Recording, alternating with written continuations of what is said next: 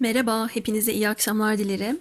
Sevdiğim kişiden mektup var açılımı ile karşınızdayım. Sizlere iki tane zarf oluşturdum. Yakından da gösterelim. Birincisi mavi zarf, ikincisi de pembe zarf. Bunlardan birinde mesajınız var. Haydi maviden başlayalım. Videolarım zamansız. Siz ne zaman bu videolara tıklarsınız o zaman da geçerli olsun arkadaşlar. Buna niyet ettim.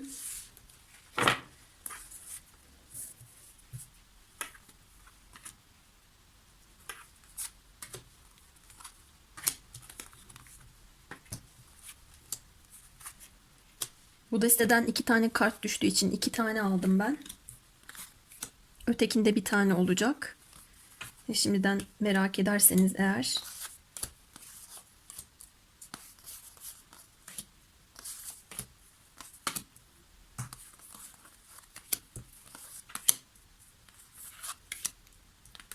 Yorumun sonunda da dilek kartınızla bir tane de soru cevap kartınız var. Şimdiden de dileğinizi tutabilirsiniz. Bunları en son açacağım. Evet, sevdiğiniz kişinin hayatında neler olup bitiyor ve ruh hali nasıl? Önce bundan bir başlayalım.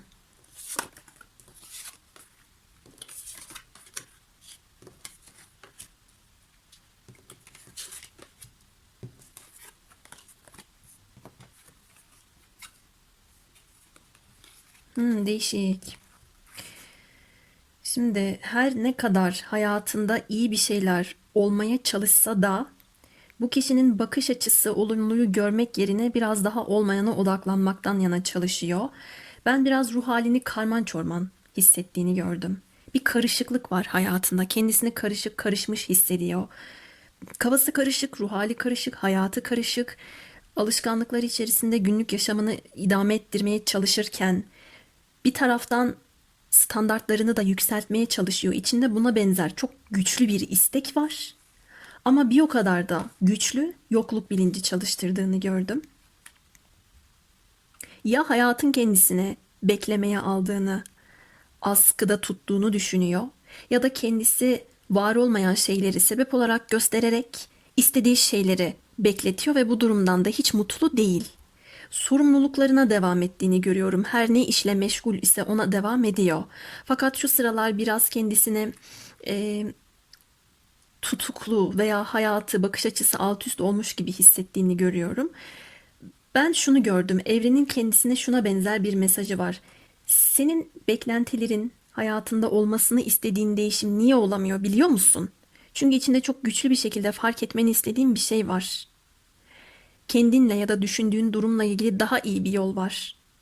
Bir içsel gözlem yap, bir takım farkındalıklara ulaş. Şöyle bir içine ışık tut diye ben sana istediğin şeyleri şu an için vermiyorum. İçinde bir açlık çektiğini biliyorum diyor. Evren kendisiyle konuşuyor bu kişiyle. Ama bu değişim olmadığı için istediği şeylere ne kadar onlardan uzaksa onlara odaklanmış. Henüz bu karışıklık içerisinde ilerleyemediğini gördüm. Bundan muzdarip. Şimdi şuna benzer bir mesaj da var burada. Bu kişi hayatında güçlenmek istiyor olabilir, ilerlemek istiyor olabilir. Ama yaratıcılığının önünde günlük yaşamın verdiği sorumluluklarla uğraştığı için onlar bir engel. Onlar bir blokaj sebebi. Bu kişi sanki hayallerini gerçekleştirmek için hayatındaki işi bile bahane ediyor. Aslında burada bahane kelimesi de çok doğru değil. Sebep olarak gösteriyor. Ben bunu yapmak istiyorum da işte alıştığım bir yer burası. Ya da nereye yapıyorum, sorumluluklarımı görmüyor muyum diyor. Herhangi bir tercih yapıp da şu anda hayatını farklı bir şekilde değiştirebilecek noktaya sahip olduğunu, buna hazır olduğunu göremedim ben. Şunu da diyor olabilir. Ben buna hazır değilim. Ben kendimi armut gibi astım ağaca. Öyle bir şimşek çaksın ki beni ayağıma astığım yerden bir anlık düşürüversin diye dışarıdan bir müdahale, dışarıdan bir değişim gücü de bekliyor olabilir. Bunu da gördüm. Hem ilerleyemediği için yokluk bilinci çalıştırıyor ve bundan kaynaklı bir sıkıntısı var. Hem de ilerlemek için Bir taraftan günlük yaşamında verdiği mücadele var ama bakış açısı sıkıntılı ve dışarılardan yardım beklediğini görüyorum. Şimdi bu kişinin duygu dünyasında da şuna benzer bir sıkıntısı geldi ki aldanma enerjilerine veya kendisini kandıracak durumlara açık olabilir bu karışıklık nedeniyle. Yokluk bilinci de çalıştırdığı için duygusal bir açlık çektiğini görüyorum çok güçlü bir şekilde ve bakış açısını değiştirerek bunun nedenlerini de bir diğer taraftan irdeliyor.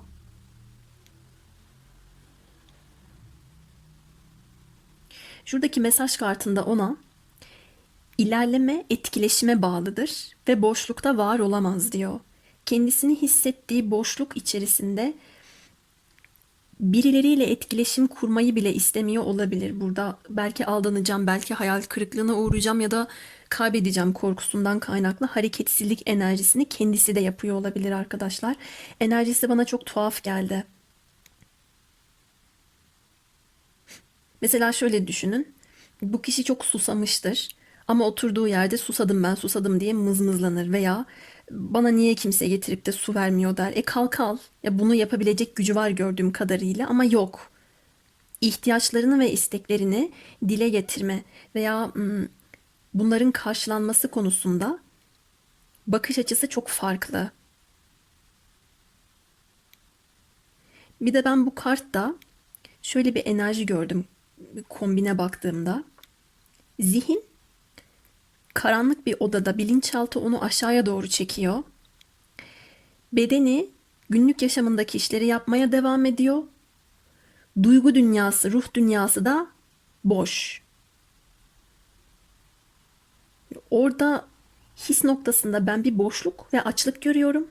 Ama ilginç taraf da şu ki bu döngüyü, bu olumsuz enerjiyi kırmak adına da bir hareketlilik göremedim ben. Mart ayında da bu şekilde olabilir. Aynı zamanda bu kişinin genel hayatında da maddi ya da sağlık noktasında bir kriz veya kendisini bir kötü hissetmesi, çok fazla su içmesini gerektirecek bir hastalığı olabilir. Belki dolaşım sistemi, belki böbrekler, belki ayaklar da dahil buna. Ufak tefek rahatsızlıkları da olabilir. Böyle bir durum gözüküyor arkadaşlar enerjisinde. Evet, şimdi sizinle ilgili düşünce duygularından devam edelim. Bağdaştıracağım tekrardan.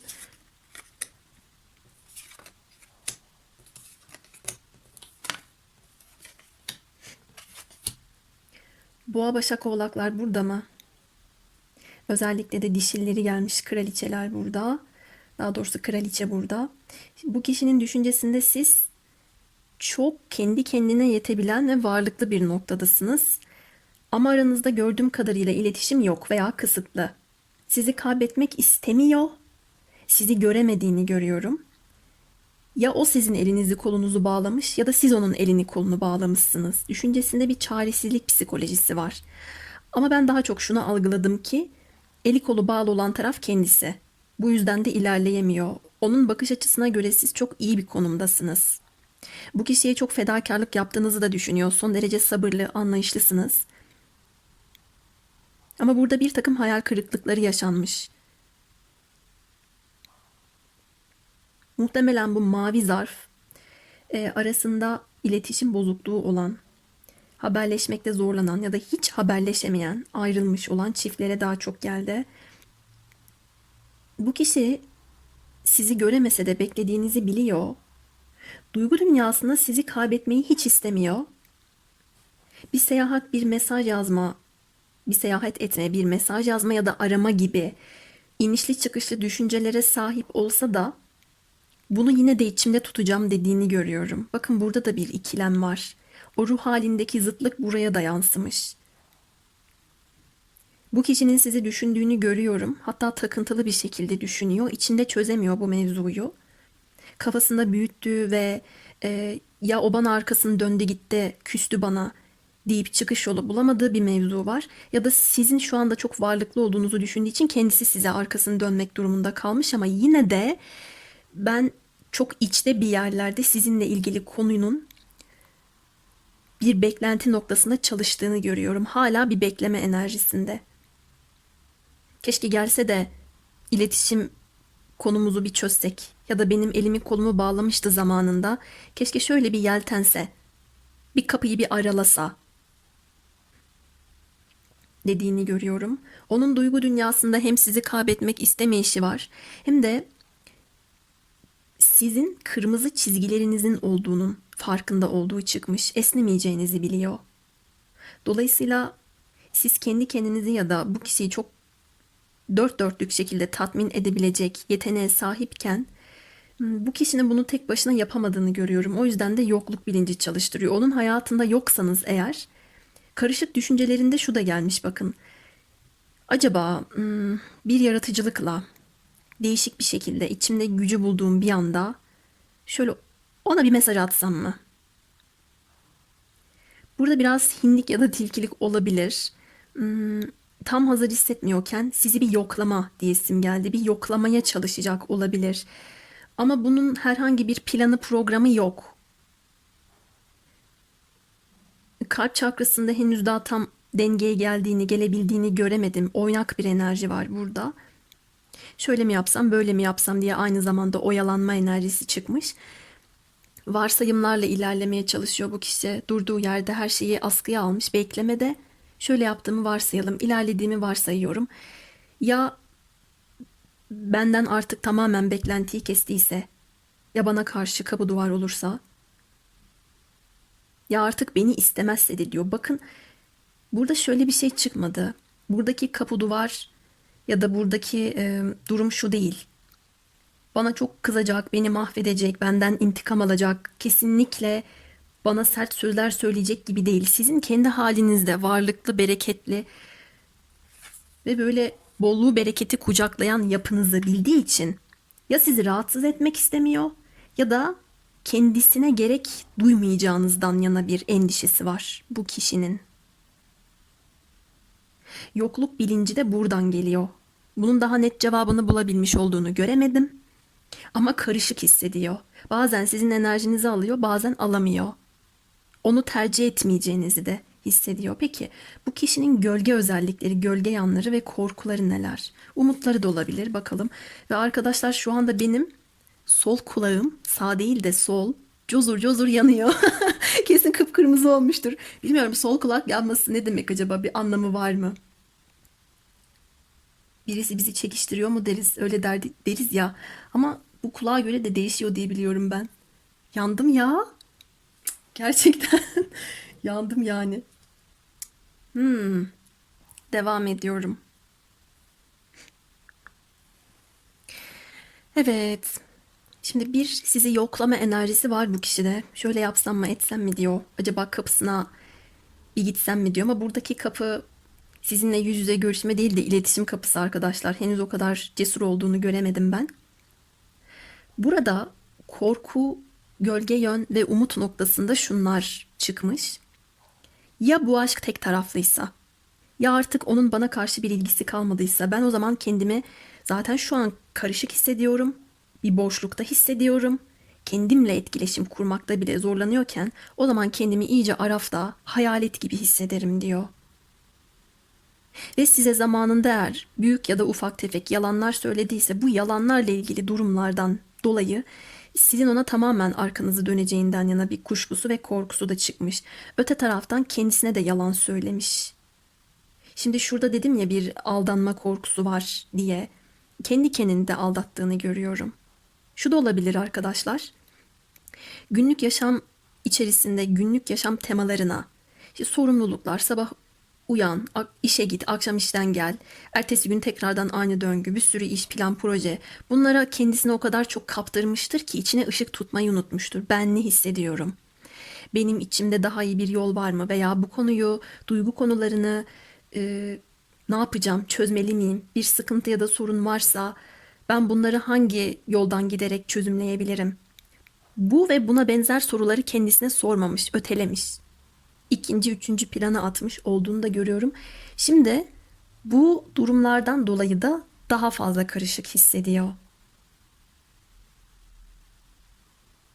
Hatta ilişkiye fedakarlık yapmak istememiş bile olabilir. düşüncesizce davranarak ilerlediyse de eğer, şu anda bu durumun kendisine ne kadar zarar verdiği de düşüncelerine yansımış. Umut ettiği şey de bu aşkın tek taraflı olmayışı. Yine o şekilde çevirebilirim. Bu kişi aynaya baktığında kendi suretini ikiye bölün arkadaşlar. Kendi öteki yüzüyle yüzleşiyor. Aynaya baktığında sanki kendini görmüyor gibi bu insan. Ben çok garip bir enerji aldım bu mavi desteden. İlginç. Şunu da bir ayna gibi varsayalım. Bakın böyle ellerine koymuş şöyle. Bir yokluyor sanki. Ya sizi yokluyor, orada mısınız değil misiniz diye, ya da böyle kendisiyle ilgili bir durum var.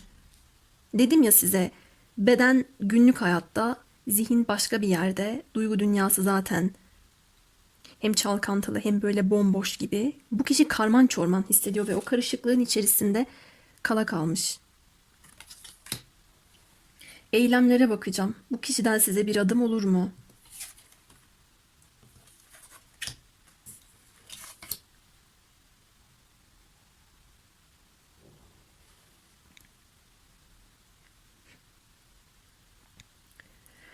Ee, iki tane Mart ayının kartı var ama bu bir adım kartı değil. Mart ayında herhangi bir eylem göremedim ben. Terazi burcu dolunayını işaret etti kartlar. Terazi burcu dolunayında bir ilahi adalet gündemi olacak. Göklerden gelen bir karar olacak.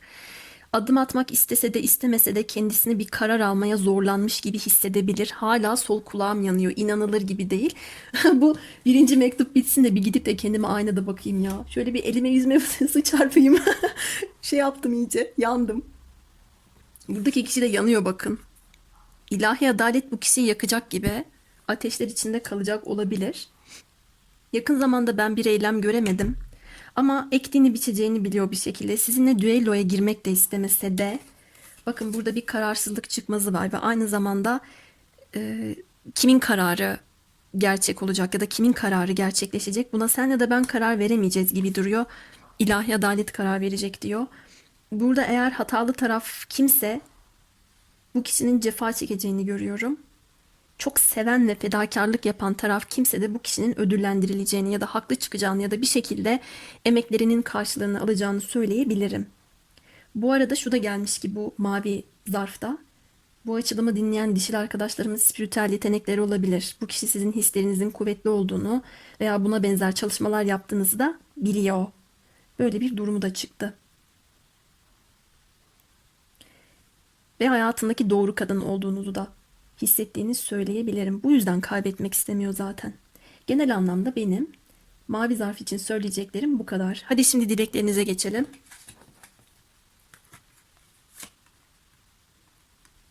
Eğer zamanla ilgili bir kavram sorduysanız, birkaç hafta içinde dedi. Bir de böyle bolluk bereket gelmiş arkadaşlar. Parayla, maddiyatla ilgili bir şey dilediyseniz de eğer, bir bolluk bereket sizinle olacak. Evet, mavi zarf bu şekilde. Şimdi ben hemen pembeye geçiyorum. Kendinize iyi bakın. Merhaba tekrardan. Pembe zarftayız. Bakalım sizlerin sevdiği kişi nelerle meşgul, size ne söyler?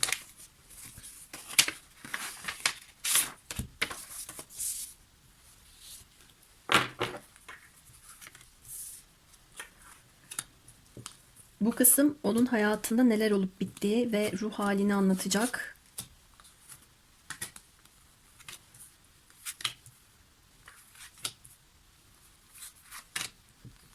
Düşünceleri, duyguları.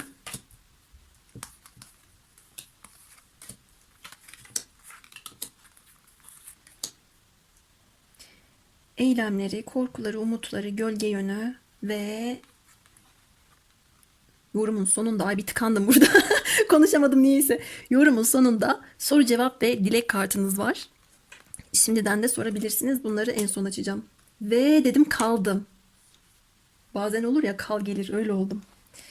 Evet. Hadi başlayalım.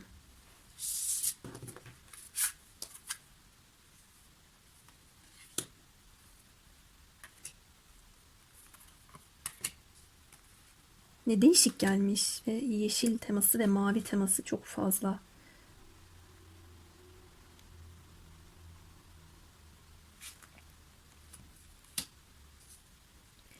Sizinle bağımsız da olabilir. Doğrudan sizinle ilgisi de olabilir arkadaşlar. Bu kişinin bir kayıp yaşadığını görüyorum ben. Belki bir evcil hayvan olabilir. Bilmiyorum, belki sevdiği birini kaybetmiş. Yas tutuyor olabilir. Bir bağ, bir bağlantı kopuşuyla, bir kayıpla ilgili hayatında bir ışığın karardığını hissettiğini görüyorum. Ruh hali üzüntülü, bir geçiş döneminde. Kış aylarında kendi hayatında çok fazla zorluklarla uğraşmış olabilir. Enerji iki yönlü gelmiş. Bir kısmınızın sevdiği kişinin hayatında bunlar olurken, bir kısmınızın da şuna benzer bir durum var. Yeni bir duygusal başlangıç. Yeni bir duygusal başlangıç aşamasında ama farkında olmadan bu kış bazı konularda geriye düşmüş, adımları geri geri gitmiş. Bunun nedeninin de geçmişte yaşadığı kayıp duygusunun olduğunu görüyorum. Bana az önce gelen kal, niye, anladım sebebini. Burada herhangi bir belirsizlik yok ama bir donukluk var. Kendisine yansıtılan, kendisine yansıyanla içinde bulunduğu farklı olabilir. Şu anda benim yaşadığım ne sorusunu ya da bulunduğum durumda ben ne yaşıyorum, ben neyin ortasındayım diye bazı şeyleri sorguladığını, evrene bunları ya da kendi kendine bunları sual ettiğini görüyorum. Bir taraftan ciddi ve romantik bir ilişkiye hazır olup olmadığı ile ilgili bir eylem planı içerisinde aynı zamanda. Yalnız bu kişinin duygularını kendi iç dünyasında yaşadığını ve duygularını kabul etme noktasında bir geçiş sürecinde olduğunu görüyorum. Şöyle olabilir mesela, herhangi bir kayıp duygusu yaşayacağım diye korktuğu için duygularını inkar ediyor olabilir, içinde bastırıyor olabilir, maskeli bir şekilde karşı tarafa yansıtıyor olabilir. Duyguları varken yokmuş gibi. Ya da karşı tarafa kendisini çok buzdolabıymış gibi, soğukmuş gibi yansıtabilir. Ama arka planda böyle bir enerji yok diyor kartlar. Bir de şöyle olabilir. Kendisine, kendisi çok romantikken bu duygularda hissettiği, bu duyguları beslediği kişinin yansıttığı durum gerçekçi olmayabilir. Kandırıldığını ya da kendi duygusunda bir kedere gömüldüğünü hissettiğini de görüyorum. Burada garip bir enerji gelmiş. Hem geçmiş teması var, hem bu Aralık, Ocak, Şubat aylarını işaret eden bir mesaj var. Hem de bir yenilik var arkadaşlar.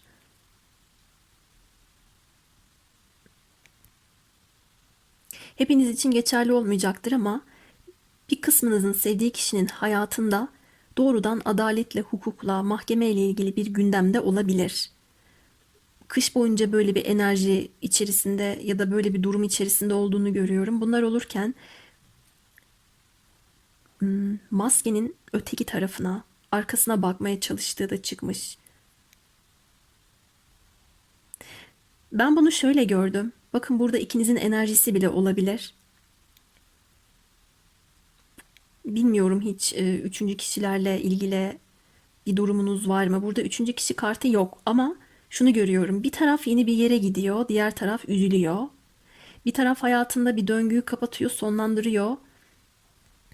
Geçmişi geçmişte bırakma ve ilahi adalet bekleyerek önüne bakma temasında. Diğer kişi buna hazır değil.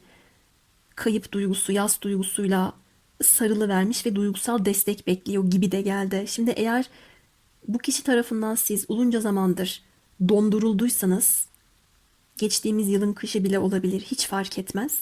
Adalet bekliyorsanız, bu kişinin sizin değerinizi anladığı ile ilgili ve adalet temasının çalıştığı ile ilgili bir mesaj var.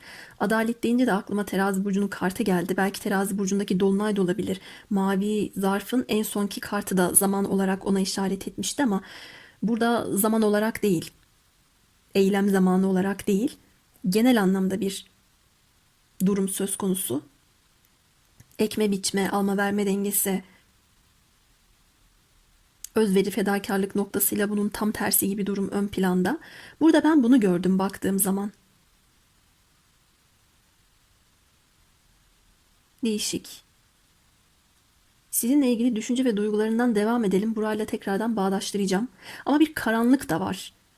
O kışın ayazına, soğuğuna maruz kalmanın ardından gelecek olan bir duygusal adım, romantizm, ayakları yerden kesecek olan bir durum da çıkmış. Mavi ve yeşil teması çok demiştim. Buradaki mavi boğaz çakrasının mavisine benziyor ve kalp çakrası.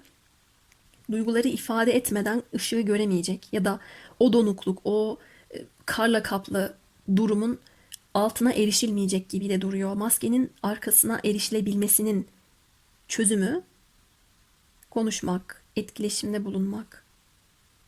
Ama şu kart bana sanki size gelmeye hazırlanan, size açılmaya hazırlanan bir kişiyi de söylüyor. Hadi gel yeniden telafi edelim. Senden özür dilerim. Bunları yapmak ya da sana bu kayıp duygusunu yaşatmak istememiştim gibi bir şey de söyleyebilir. Öyle de hissettim baktığımda. Şimdi düşüncesinde çıkar bu. Amanın. Hava burçları, toprak burçları ve ateş burçları geldi. Koç, aslan, yay, ikizler, terazi, kova, başak, oğlak, boğa. Şimdi arkadaşlar bu kişi sizi kızdırmış. Düşüncesinde ona kızgın bir kuşsunuz. Yani hem kızgınsınız hem artık kendi merkezinizdesiniz. Bağımsız olduğunuzu da düşünüyor. Sizinle bir şeyler yaşamak istediğini görüyorum. Ama buradaki yaşama isteği bana daha çok şu şekilde yansıdı. Hatırlıyor musun, seninle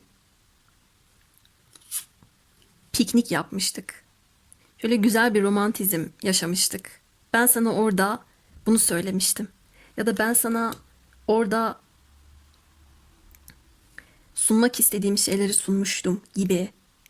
Bunu size hatırlatarak ya da bunu size düşündürerek adım atma gibi bir düşüncesi var. Çünkü bu kişiye göre siz çok kıymetlisiniz. Zekanızı bir kere çok beğeniyor. Zekanıza hayran. Problem çözme becerinize hayran olduğunu görüyorum. Bunları düşünüyor. Eşitliğe ve adalete önem verdiğinizi düşünüyor. Bu yüzden de herhangi bir şekilde size lakayt ve gelişi güzel bir şekilde yaklaşamayacağını biliyor. Yaratıcısınız, fedakarsınız. Birilerini memnun ettikçe memnun olabiliyorsunuz. Bakımlısınız.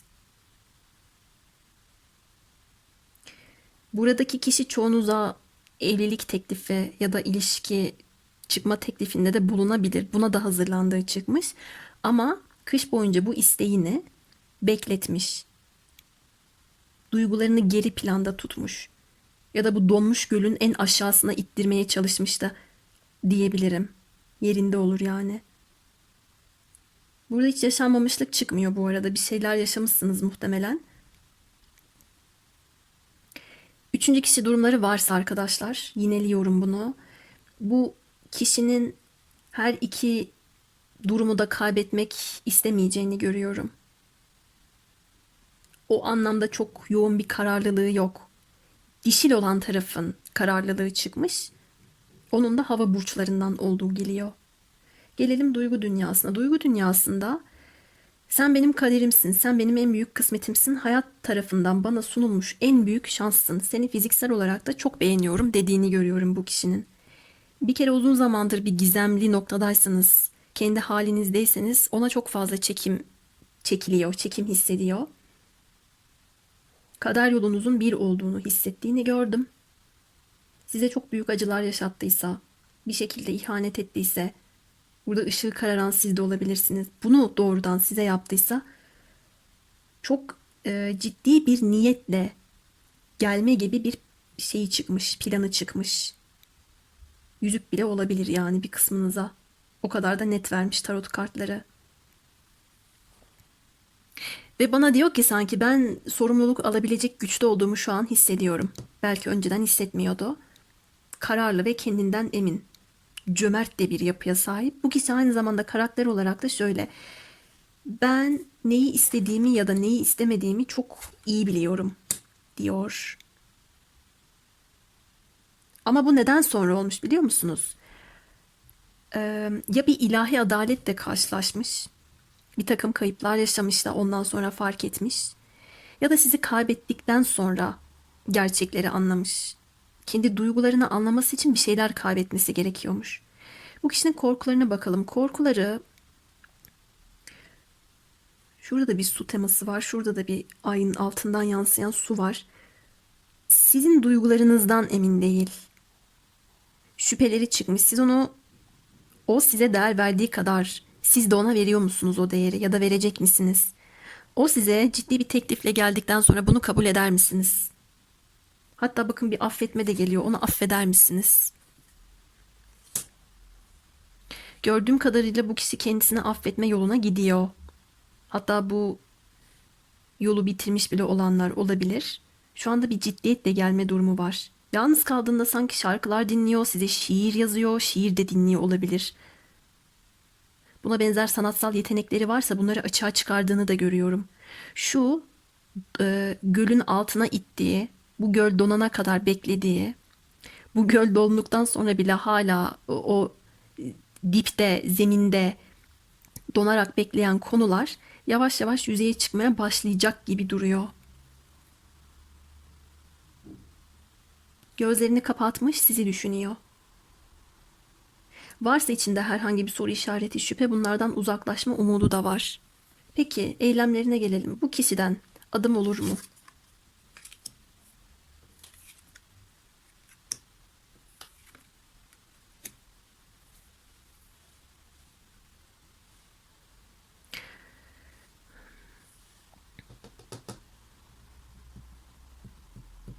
Diyor ki, bakın, düşünce, bilinçaltı, duygular tarot kartlarında eylemlere yansıyış şekliyle örtüşmeyebilir. O kadar hani çok emindi ya kendisinden, ben eminim, şunu istiyorum, bunu istiyorum diyordu ya.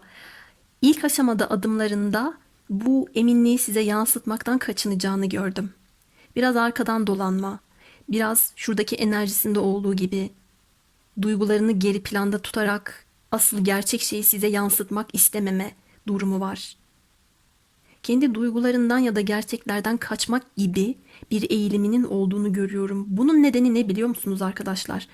Sizin duygusal netliğinizden emin oluncaya dek onu isteyeceğinize ya da kabul edeceğinize dair herhangi bir şüphesinin içinde yer alması, onun büyümesiyle ilgili durum olmayıncaya dek beklemesi, emin olması. Bu kişinin bir direnç gösterdiğini görüyorum kendi duygularına karşı. Siz artık eskisi kadar beklemiyorsunuz onu. Gördüğüm kadarıyla bu kişinin düşüncesinde de bu var. Şöyle olabilir. Doğru insan yanlış zaman, yanlış insan doğru zaman. Doğru zamanda yanlış yerde, yanlış zamanda doğru yerde. Bu kişi sürekli bunun ikilemini yaşıyor gibi geldi bana. Duygusuna çok emindi. Kendisinden çok emindi. Ben bunu yaparım, sen benim kaderimsin diyordu. Ama eylemlerinde ben bunu göremedim bakın. Belki çok daha sonra olabilir. Ama biraz kafası karışık. Ve ben burada üçüncü kişi enerjileri alıyorum. Hayat senaryonuza bu uygun değilse almayın siz. Şurada dedim ya sanki birilerinin yeni başlangıcı bir diğerinin kaybı ya da hüznü olacak diye. Burada bakın öyle bir şey var. Bu kişi size gelebilir ya da başka birisine gidebilir. Bir taraf seviniyor, bir taraf üzülüyor gibi çıkmış. Yine de kendi sevgisinden vazgeçmeyeceğini, savunma modunda olacağını görüyorum. Doğrudan bir adım görmedim. Ama ortaya bir şey atabilir, yem atabilir veya dikkatinizi çekmeye çalışabilir. Hala bendeysen ondan sonra bu adımı atacağım diyebilir size.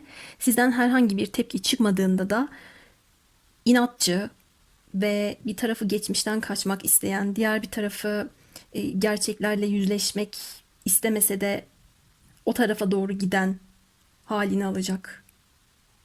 Doğrudan bir adım yok. Şimdi dilek kartlarınıza geliyorum. Burada da bir olası zaman öngörüsü çok gelmedi. Yine belki sizin de terazi burcundaki dolunaya kadar bu açılımın enerjisi etkili olabilir. Ya da bir boğa burcu Haziran ayı da gelmiş. O zamana kadar geçerli olabilir ama doğrudan net bir şey sunamıyorum arkadaşlar. Enerjileri değişik. O kadar da emin olduğu kadar eylemlerine yansıtmayacak ama bir tembellik ve kaçıngan tavırlar sergilemede gördüm. Bu kişi için önemli olan sizden emin olmak. Öyle adımlarını boş boş atmak istemiyor. Romantizmse ben kendi kendime romantikliğimi yaşarım diyor. İlginç. Perspektifi farklı. Gelelim soru cevap ve niyetlerinize. Hazır mısınız? Evet, bir ölüm dönüşüm kartı açtım. Buradaki kelebek bize dönüşümü, yeniliği söylüyor. Bir şeyler değişebilir. Bir şeylerin değişmesi, sağlıklı bir değişim olabilmesi dönüşüme de bağlı. Bitişler olabilir arkadaşlar. Yani eğer mesela boşanacak mı ne bileyim ya da hayatındaki sağlıksız bir şey bitirecek mi gibi bir dilekte bulunduysanız bu evet diye bir cevap olabilir. Diğer bir taraftan bir keşif kartı geldi. Kendinizi keşfetmeniz ya da bu açılımla beraber bir cevap almanız, bu kişinin sizi keşfetmesi. Keşif kelimesi geldi. Sizin için bir önem arz ediyor olabilir. Evet, pembe zarf içinde söyleyeceklerim benim bu kadardı. Umarım memnun kaldınız. Yorumlarda benimle etkileşimde bulunun arkadaşlar. Hepsini de okuyorum. Bu hafta kişisel yorum almayacağım için her gün video çekmeyi planlıyorum. Farklı farklı videolar çekeceğim sizlere. Yeni videolarda görüşmek üzere, sevgiler.